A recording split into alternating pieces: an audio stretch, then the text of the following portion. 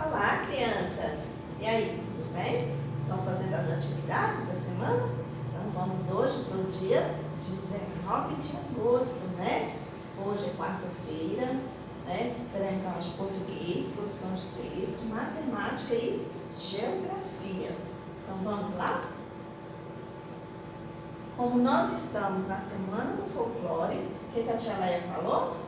Nós estamos estudando algumas coisas, né? Algumas culturas que fazem parte do nosso folclore. Nós já vimos adivinhas, nós já vimos trava-línguas e hoje é as parlendas. Quem conhece uma parlenda?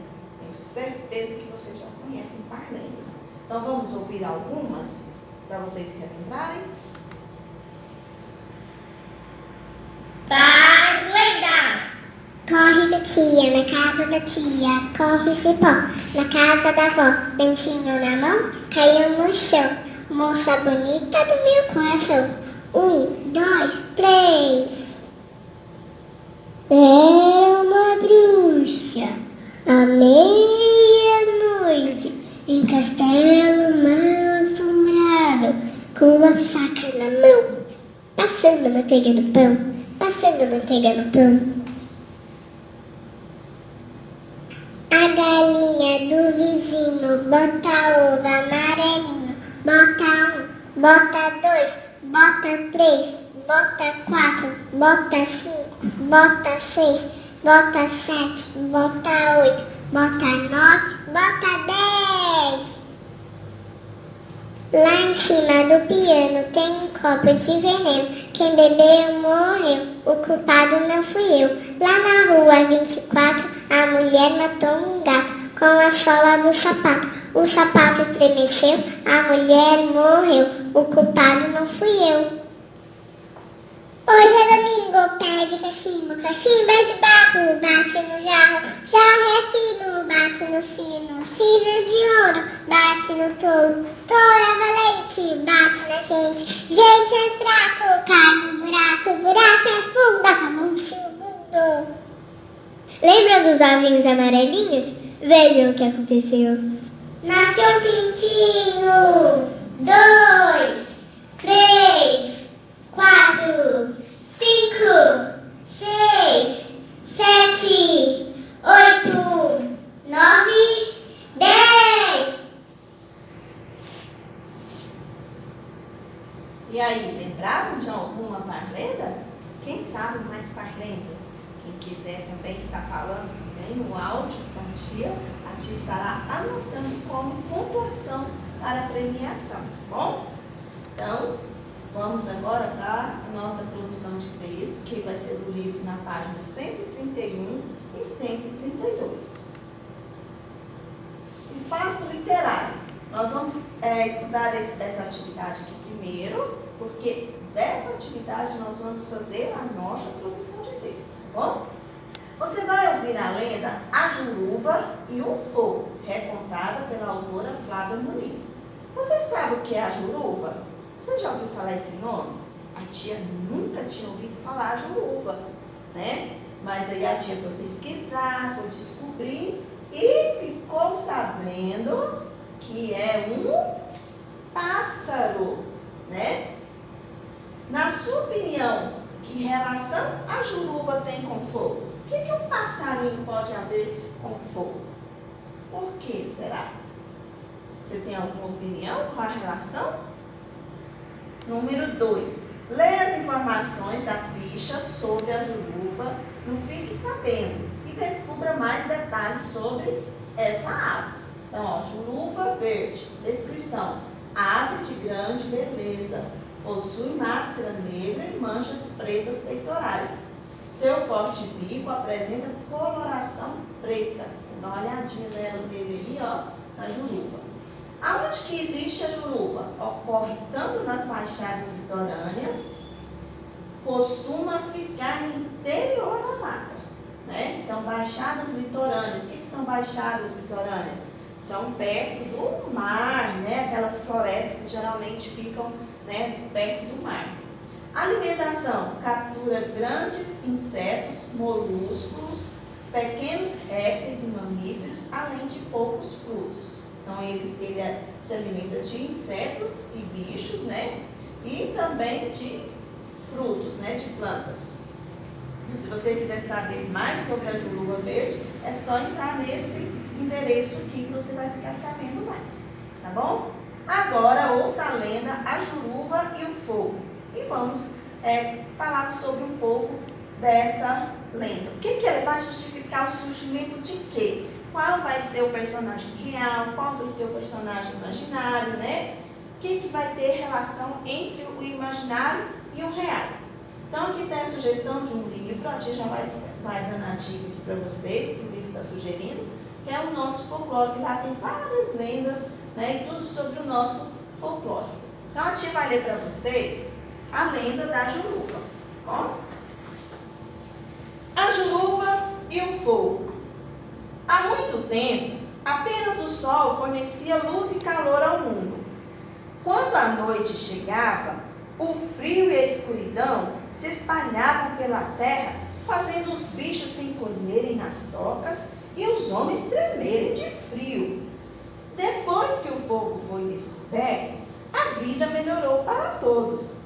Grandes fogueiras eram feitas para assar a carne dos peixes, esquentar a água, iluminar a noite e também para afastar os animais selvagens das aldeias.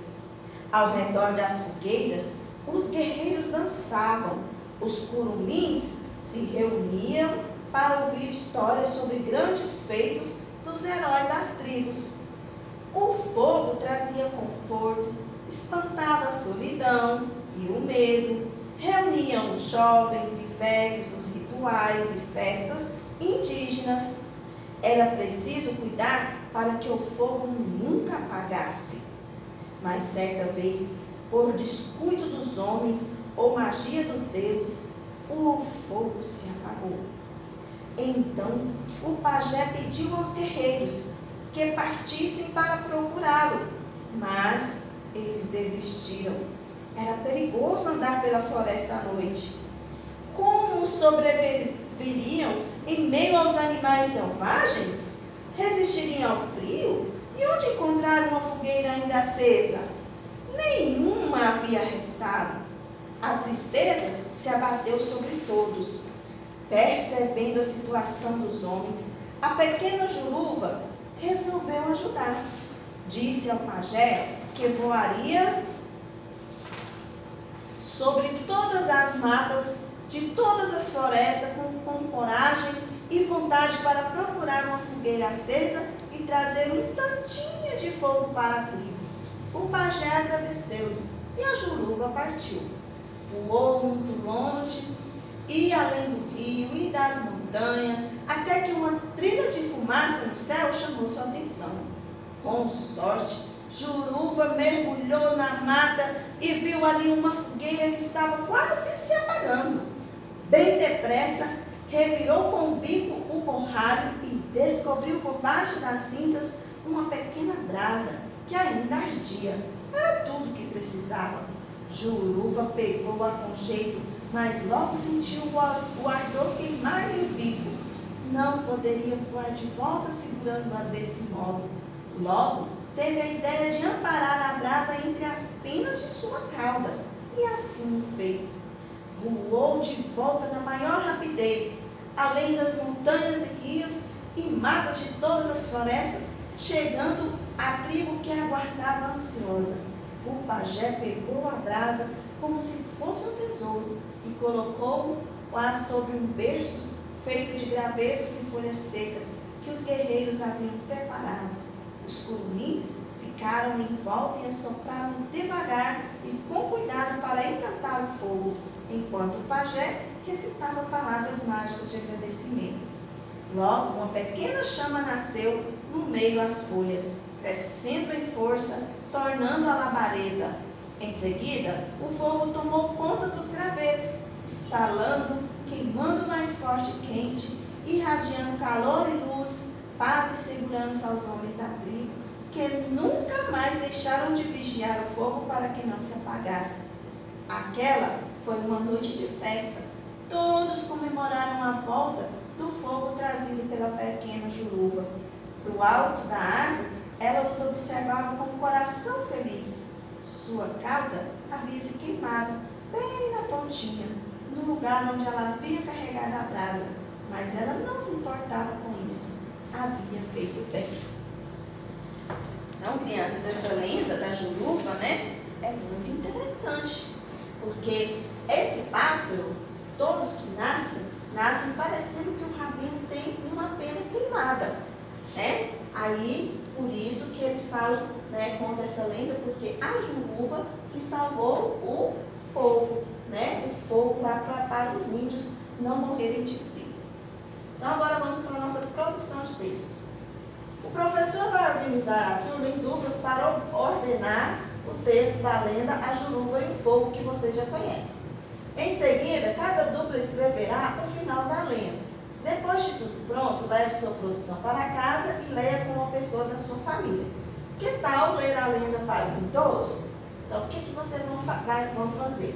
Não tem como a tia pôr vocês em duplas, né, para fazer. Então, vocês vão lá na página 271, deixa a tia mostrar a página para vocês. Lá no final do livro.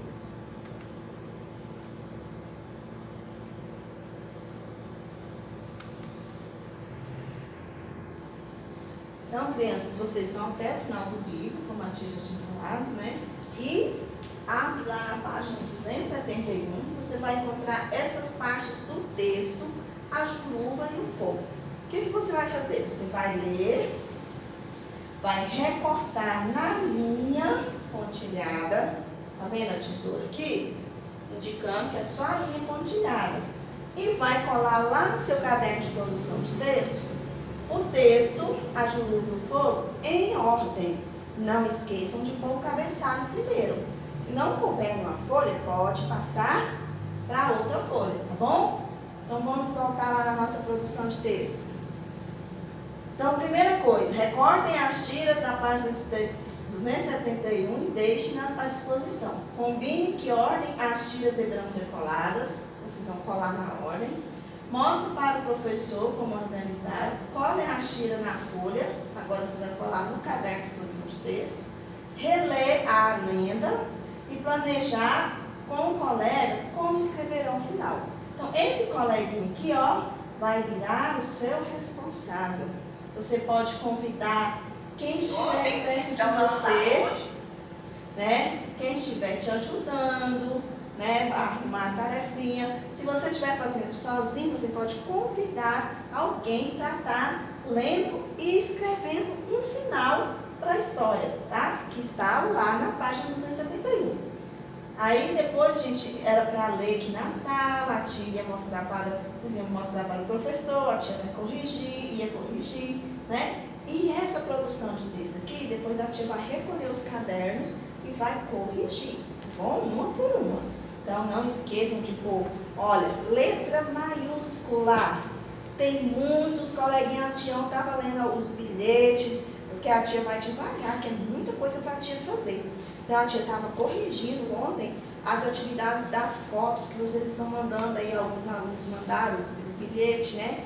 E tem muitos escrevendo nome de pessoas com letra minúscula, o próprio nome com letra minúscula, tá esquecendo do an, in, on, tanto que a tia vai montar uma atividade para vocês, para a gente trabalhar isso.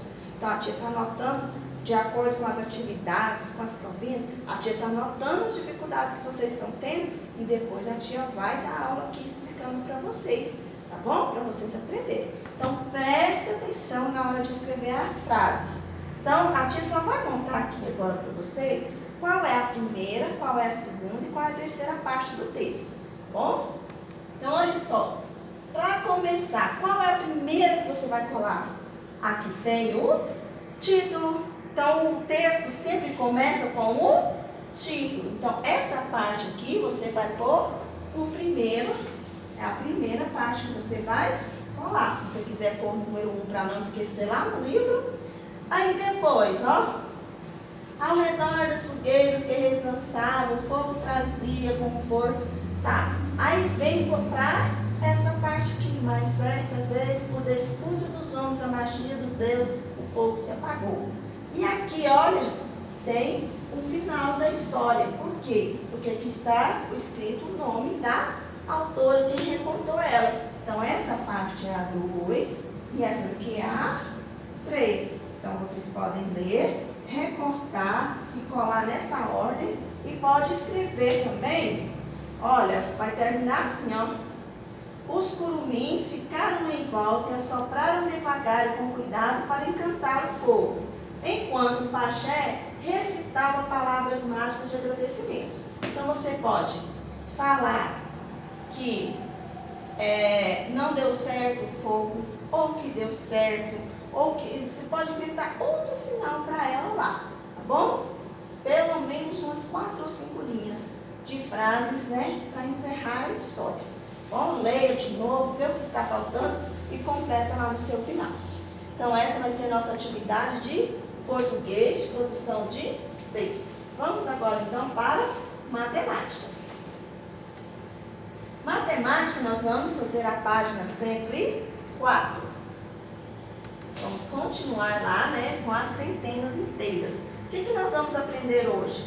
Adição e subtração com centenas inteiras. Nós já sabemos adição e subtração com unidades e dezenas. E agora nós vamos aprender com a classe das centenas. Então, número 1. Arthur trabalha em uma loja que vende bolas de tênis de mesa, em embalagens com 100 unidades cada uma. Observe a cena e complete os textos. Ontem pela manhã, vendi 5 embalagens de bolas de tênis de mesa. À tarde, vendi mais 3 embalagens de bolas de tênis de mesa. Então, cada embalagem dessa daqui tem 100, uma centena. Então, se ele vendeu 5, ele vendeu 5 centenas. 100, 200, 300, 400, 500. De manhã e à tarde ele vendeu mais 3 embalagens de 100. 3, 100. 100, 200, 300. Letra A. Quantas bolas Arthur vendeu ontem? No período da manhã, foram vendidos 5 embalagens de bola, ou 5 centenas de bola, ou 500 bolas, né? Unidade de bolinha. No período da tarde, foram vendidas 3 embalagens. Cada embalagem tem 100. Então, se cada embalagem é de 100, então foram 3 centenas. Ou quantas bolinhas? 3 centenas? 100, 200, 300. Então, foram 300 bolinhas.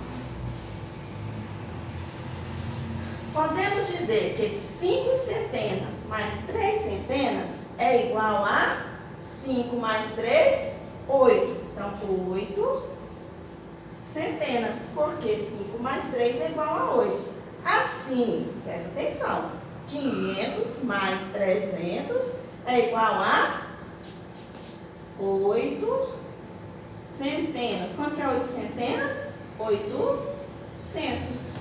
Então, olha só, você soma a unidade com a unidade, a dezena com a dezena e a centena com a centena. Então, quando as centenas são inteiras, não tem unidades aqui, nem dezenas, você pode somar só os primeiros números, tá bom? E acrescentar o zero. Então, ontem Arthur vendeu 800 bolas. Muitas bolinhas que ele vendeu, né? Agora, quantas bolas foram vendidas a mais pela manhã que à tarde? Então, ele vendeu mais de manhã ou mais à tarde? Ele vendeu 500 de manhã e 300 à tarde. Qual que é mais? O 500, né? 500 bolas é mais. Agora, para igualar, né? Se ele tivesse vendido 500, aqui era a mesma quantidade, mas ele vendeu a menos, né, do que de manhã. Qual é essa diferença? Quando a gente fala diferença, quer dizer que é subtração. Então, eu pego o tanto que ele vendeu de manhã, menos o tanto que ele vendeu à tarde, e eu vou descobrir a diferença entre os dois. Quanto que faltou para ele? Vendeu o mesmo tanto de manhã. Então, quantas bolas foram vendidas a mais pela manhã, né? Então, podemos dizer que 5 centenas menos 3 centenas é? Quanto que é 5 menos 3? 2 centenas. Porque 5 menos 3 é 2. Assim, então, 500 menos 300 é igual a 2 centenas. Quanto que é 2 centenas? 0 unidade, 0 dezena, 2 centenas. Certinho? Então, foram vendidas 200 bolas a mais pela manhã, né? Então, se tiverem alguma dúvida, é só perguntar a tia Lélia, tá bom? Ou rever o vídeo de novo até você conseguir entender. Então, a tia agora vai apagar e vamos para a nossa aula de Geografia. Páginas 60 e 61. Nós vamos começar a estudar agora sobre moradias, né? Os diferentes tipos de moradia. Capítulo 7. Existem moradias de vários tipos, tamanhos e cores. As moradias também se diferenciam pela localização, pelos materiais utilizados na construção e pelo modo como os moradores cuidam delas.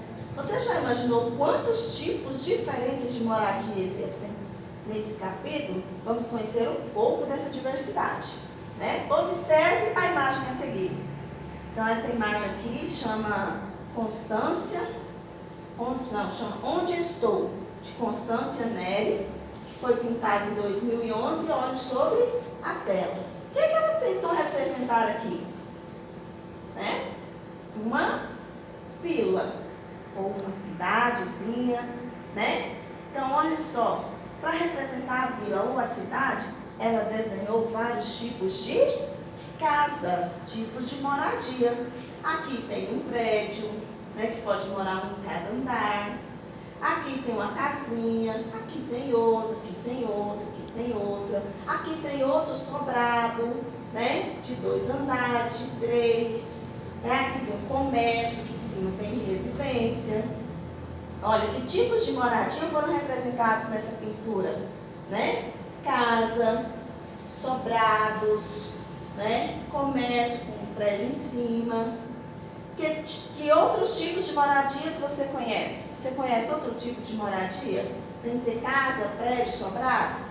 Eu conheço, né? A oca dos índios é um tipo de moradia, né? Tem um país aí, Istambul, eles moram nas cavernas, né? Fazem a casa deles lá dentro da caverna, né? No lugar onde você vive, existem moradias como as que aparecem na imagem? Existem moradias assim? Existem, né? E muitas, né? Onde tem um comércio embaixo, casas em cima, apartamentos, sobrados, né? Então, vamos agora para a página 61. As características de uma moradia. As moradias devem ser adequadas às necessidades dos moradores. E isso pode influenciar no tamanho e na organização dos cômodos, por exemplo. A construção de uma moradia também pode ser influenciada pelas condições naturais do local, pelas técnicas e materiais de construção disponíveis e pela situação econômica das pessoas. Então, quem tem muito dinheiro pode construir uma casa de cimento, de tijolo, né? De tudo. Quem não tem mais ou menos condições, aí constrói uma casa usando placas de ferro ou outras placas, né? De cimento. Já vi casas de placas de cimento. E tem pessoas ainda mais, né, pobrezinha, que pode construir casa até com papelão e lona, né? E também tem pessoas que constroem usando a madeira, né? Vai pegando pau, tábuas e vai fazendo as suas casas.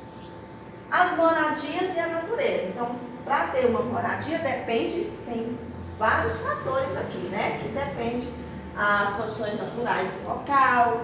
Tem como eu construir uma casa bem construída lá na beira da praia, na areia, que você pisa e afunda, na beira de um rio, né? É meio complicado. Mas nós vamos estudar uma que é construída bem na beirinha do rio. Os seres humanos se relacionam com a natureza de muitas maneiras. Uma delas ocorre com a extração de materiais para a construção de moradias, como madeira, areia, argila e metais.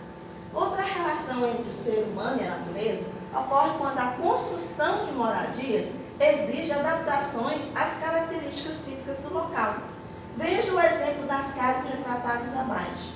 Essas casas foram construídas sobre estacas que as mantêm elevadas em relação ao solo.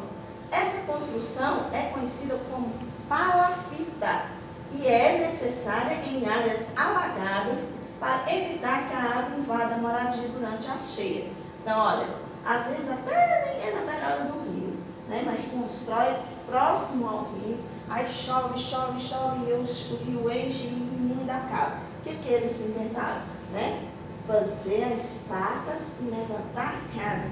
Quando a água sobe, mas não entra dentro da casa. Então são palafitas, né? Que a gente conhece, onde eles colocam estacas e levantam a casa para não entrar água dentro. Vocês podem ver que as casas, né, não são feitas de cimento, de coisas pesadas, porque as vigas aqui, né, as estacas podem não aguentar. Então, aqui no Brasil tem vários lugares que tem esse tipo de casa, bom? Principalmente no Mato Grosso, né? Tem muitas casas de palafita no Amazonas, onde tem muita abundância de rios. Palafitas às margens do rio Parauá, em Breves, em Pará, vendo? Lá no norte. Foto de 2014. Número 1. Observe a foto acima e responda as questões com a turma. Então, você vai responder com a sua família aí. Qual foi o principal material usado na construção das casas? Dessas aqui. Olha bem, qual foi o principal material? Seria possível construir moradias no mesmo nível do solo neste local? Não, né? Por quê? Porque a água iria inundar. Então, vê aqui, qual é o material que foi usado? Umas madeiras, né? Bem mais não tão grossas, mais finas, né? Mas que protegem do sol, da chuva, né? E as estacas que levantam elas para não serem inundadas. Bom, você pode estar comentando também aí, perguntando. Chega no papai ou na mamãe e pergunta: você sabe o que é uma palafita? Vamos ver o que a mamãe responde? Né? Se ela não souber, eu não sei, então vamos pesquisar na internet para a gente ver mais exemplos. Aqui no livro tem um. Aí você vai lá na internet, lá tem muitos exemplos de palafitas. Tem até mansões construídas sobre palafitas. Bom? Então, essa foi a nossa aulinha de hoje. Você é um amor e a tia já está com saudade de vocês. Até amanhã.